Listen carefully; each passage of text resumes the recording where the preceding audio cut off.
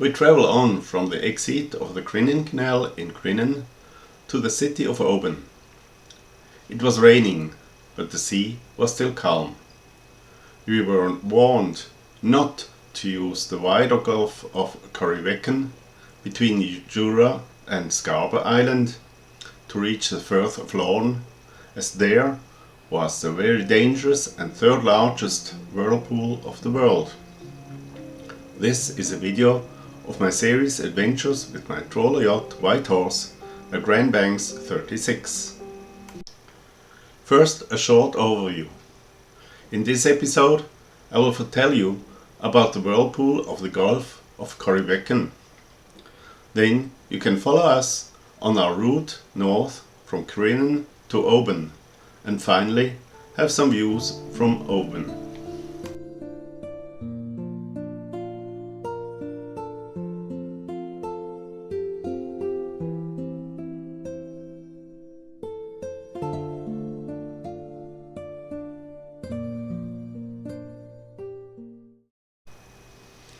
Our day's route. We had started the day in the Crinan Canal and were now to enter Loch Cranish. Then we exit into the Sound of Jura by driving between some small islands south and west of Aird. We avoid the Strait of Corryveckan and prefer the calmer waters east of Scarba and Slate Islands in order to reach the Firth of Lorn. Then we head north in a quite straight line to the Scottish city of Oban.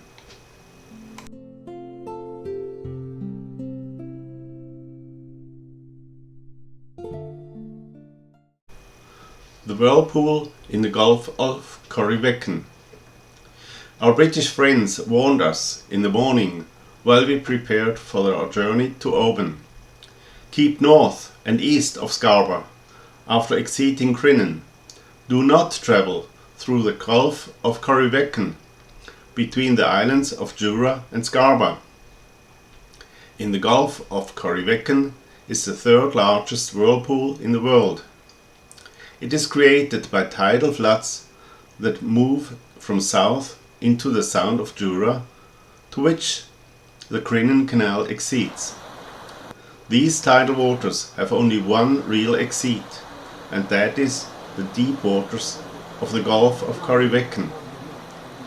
But near the end of this gulf, just before it opens to the Firth of Lorn, there is a strong current pressed upwards from the depth of about 100 meters to only 29 meters by a large basalt pinnacle that is blocking the free flow of the waters.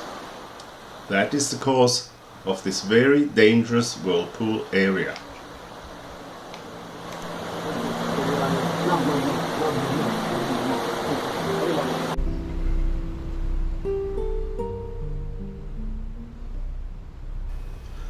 The sea lock of Crinan was quite high, and we had to wait with the exit until the water level was low enough and our British sailing friends had left the lock ahead of us.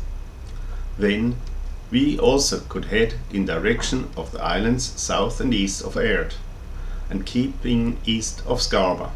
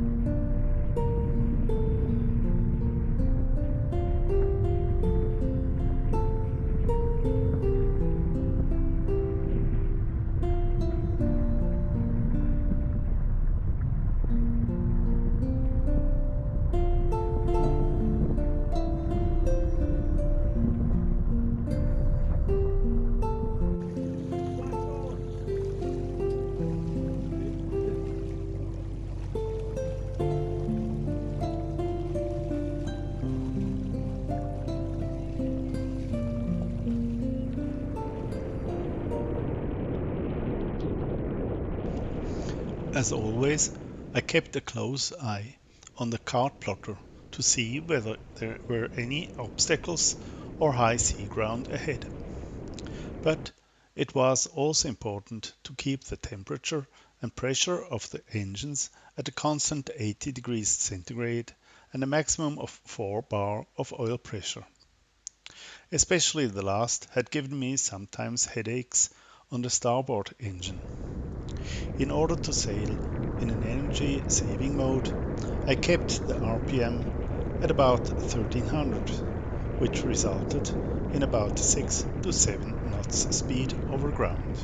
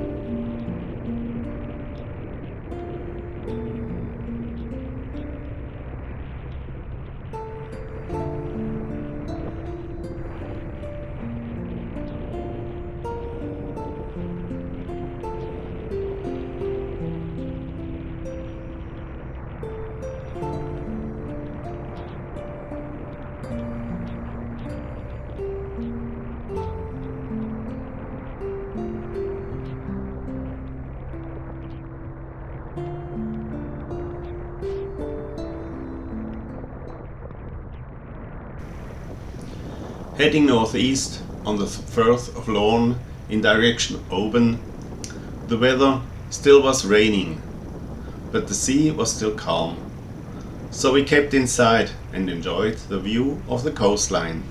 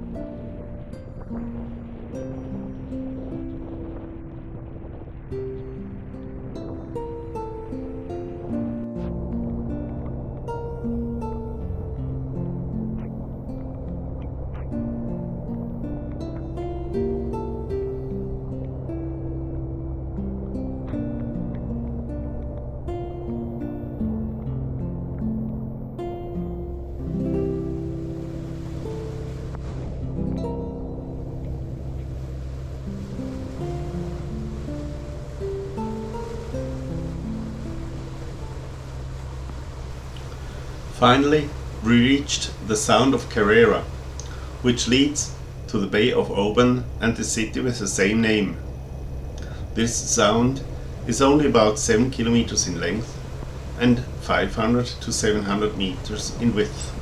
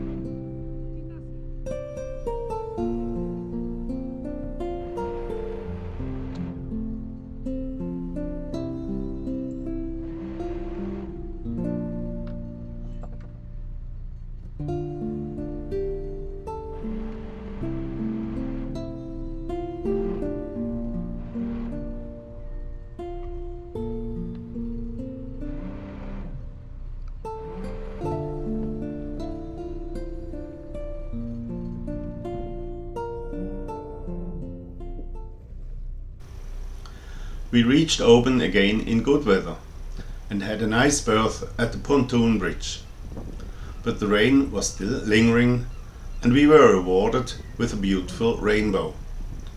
The marina in Oban grants everything one needs and is in direct access to the city and harbour. Nearby restaurants, pubs and shops kept us busy.